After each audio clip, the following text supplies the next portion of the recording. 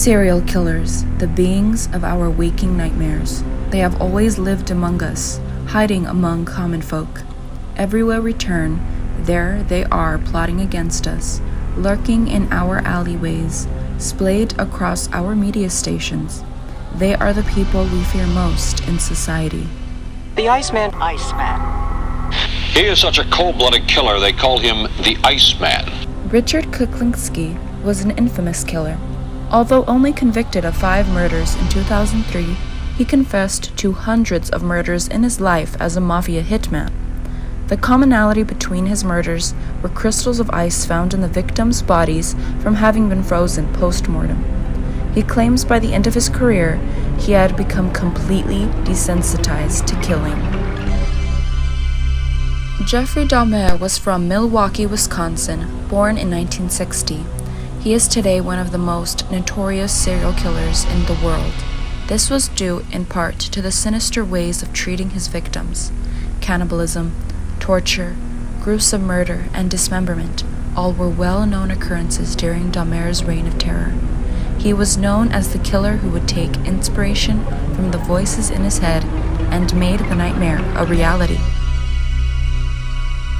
We as a society arm ourselves in an attempt to prevent tragedy at the hands of psychopaths, but never question the tragedy that must have taken place to bring about such a person.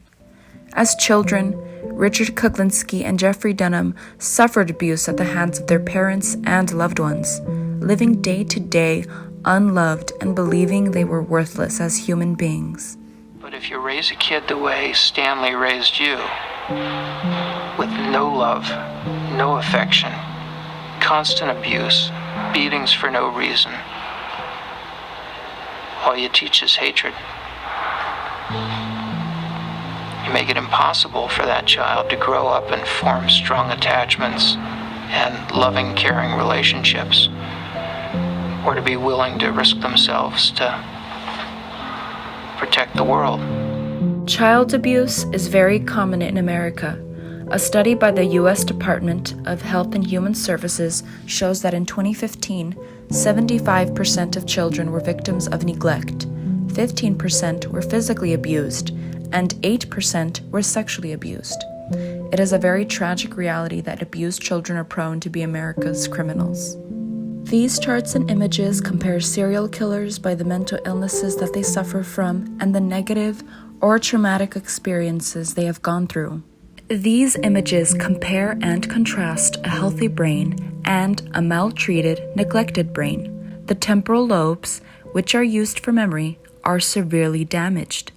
This just indicates all the neurological damage done to the child's brain during development. Abuse can take many forms. Abuse can be neglect,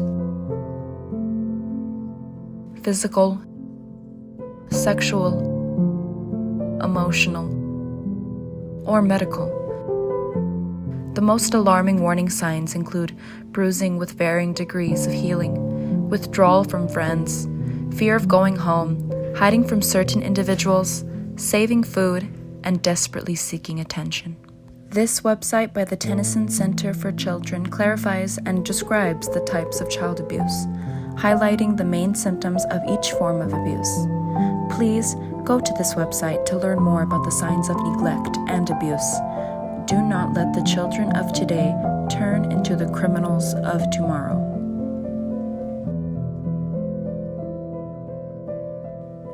Contact 303-433-2541 for more information.